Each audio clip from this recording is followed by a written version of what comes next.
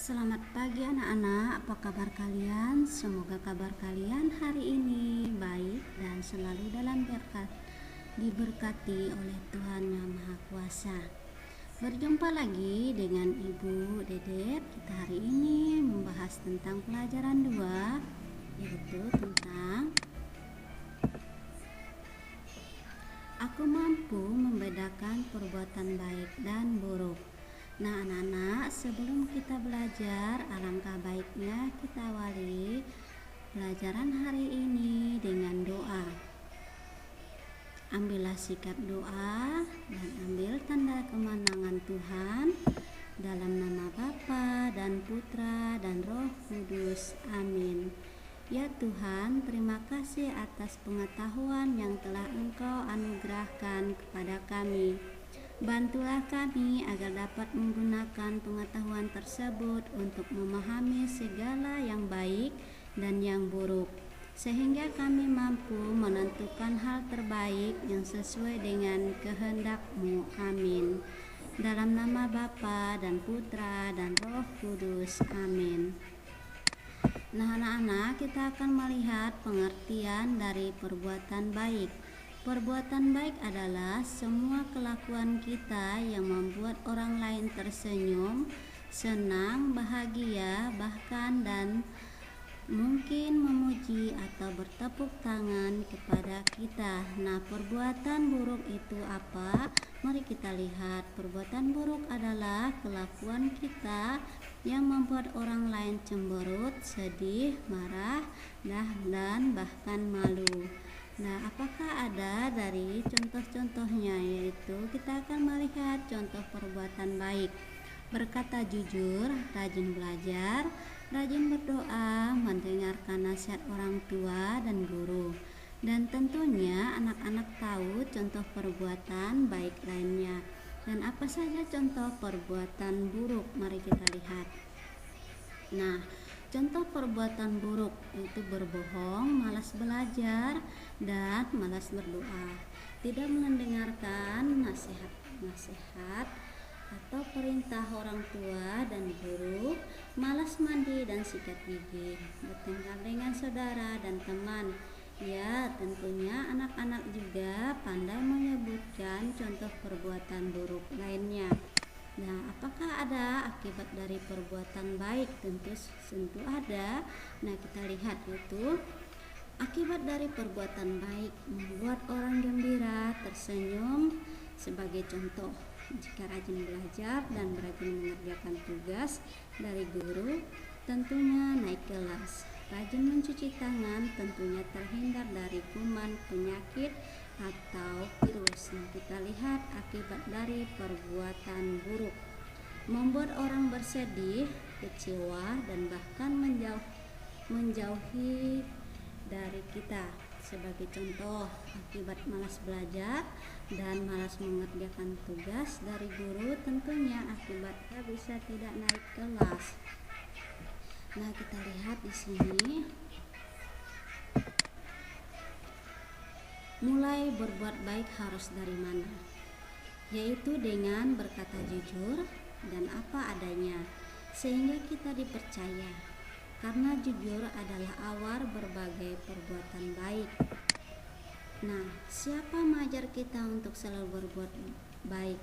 Ya, tentunya Tuhan Yesus lewat orang tua, saudara, lewat teman, lewat guru, dan bahkan lewat orang lain yang kita jumpai. Tetapi kita perlu memilih keteguhan hati untuk berjuang melakukannya. Nah, anak-anak, keberhasilan, kesuksesan yang kekal akan kita raih hanya dengan perbuatan baik, rajin belajar, dan berserah diri kepada Tuhan. Apa yang diajarkan Tuhan Yesus kepada kita? Tuhan Yesus selalu mengajarkan kepada kita untuk tetap melakukan perbuatan baik, bahkan terhadap orang-orang yang melakukan perbuatan buruk kepada kita. Nah, Allah mengajarkan yang baik melalui kitab suci.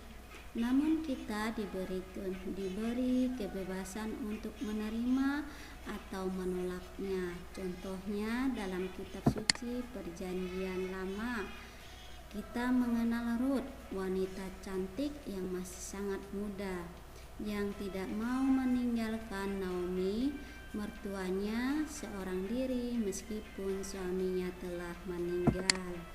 Ada juga Putri Ester, meskipun sudah diangkat menjadi ratu, namun tidak mau meninggalkan bangsanya yang tertindas. Selain itu, ada pula Yonatan, seorang pangeran putra Raja Saul, yang selalu siap membantu Daud, sahabatnya yang dimusuhi ayahnya. Dalam Perjanjian Baru ada kisah orang Samaria yang baik hati. Namun demikian, seperti halnya Adam dan Hawa yang diberi kebebasan oleh Tuhan Allah, kita pun diberi kebebasan yang sama. Kita bebas memilih perbuatan yang kita inginkan. Selain itu juga kita akan melihat kisah Santa Elizabeth, salah satu orang kudus dalam gereja Katolik yang selalu melakukan perbuatan baik. Berikut kita melihat kisah Elizabeth. Kita akan mendengarkan baik-baik ya anak-anak.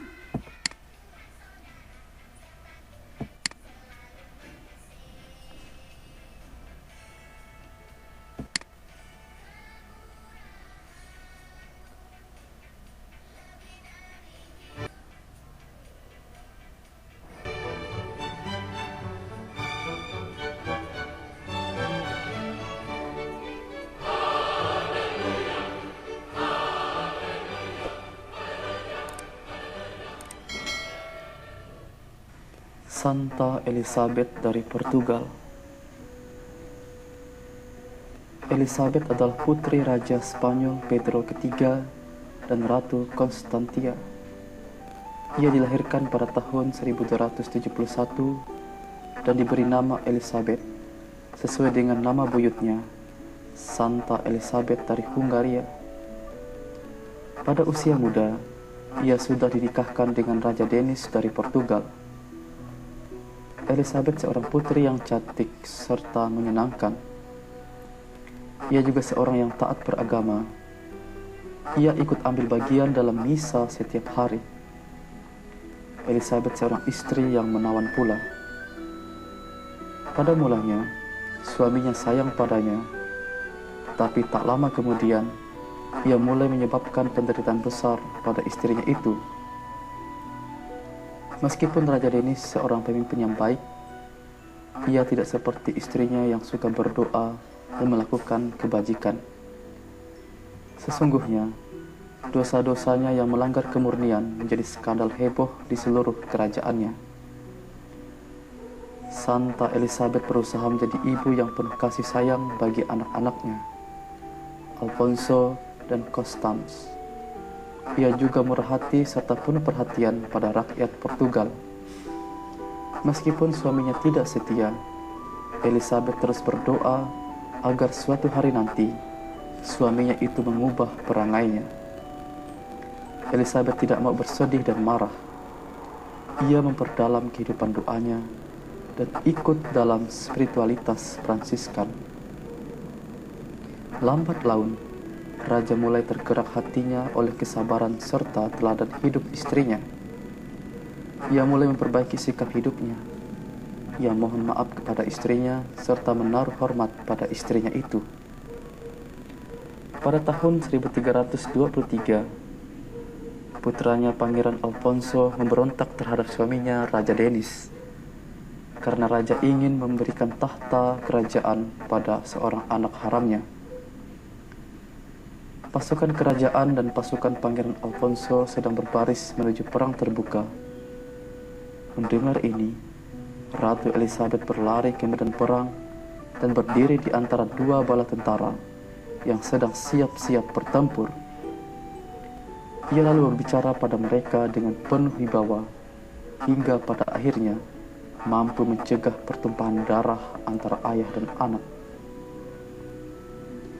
Di saat-saat terakhir ketika raja terbaring sakit, ratu tidak pernah beranjak dari sisinya kecuali untuk pergi misa. Raja Denis meninggal pada tanggal 6 Januari 1325.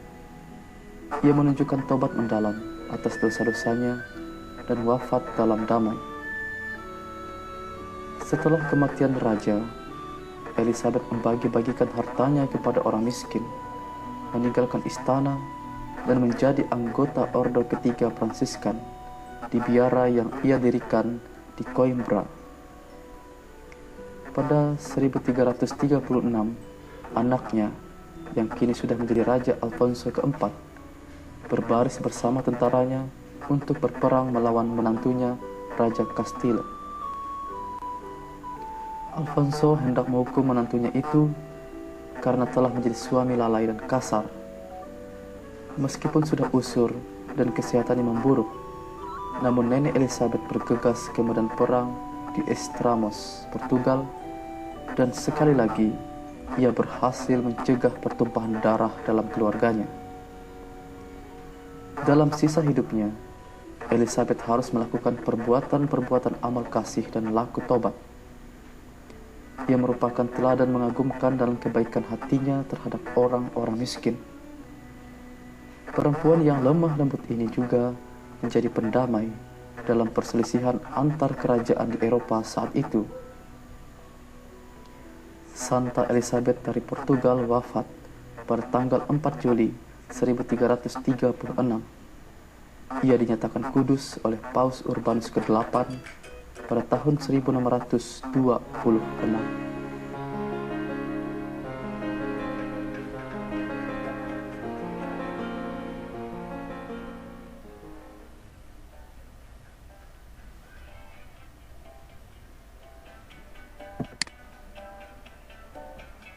Nah, anak-anak, demikian tadi kisah tentang Santa Elizabeth.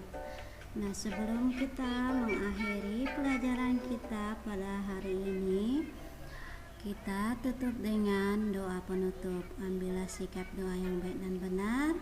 Mari kita bersama-sama mengangkat tanda kemenangan Kristus. Demi nama Bapa dan Putra dan Roh Kudus. Amin. Ya Tuhan, terima kasih karena telah Engkau tunjukkan kepada kami perbuatan-perbuatan yang baik dan yang buruk. Bantulah kami agar dapat selalu berbuat baik kepada teman, guru, orang tua, saudara-saudara kami, sehingga dapat menjadi anak-anak-Mu yang Kau sayangi. Amin. Dalam nama Bapa dan Putra dan Roh Kudus. Amin.